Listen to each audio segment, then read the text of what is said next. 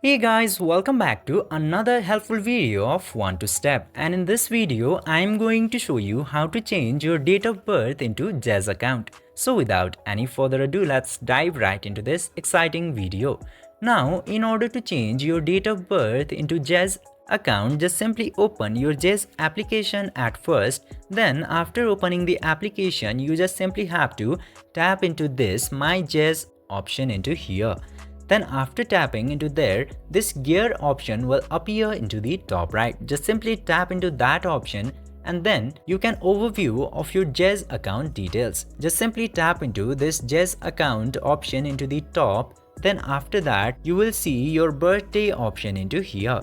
In order to change your birthday, just simply erase the wrong date of birth and set the date of birth that you want to set now. Then click to this save button into the top right.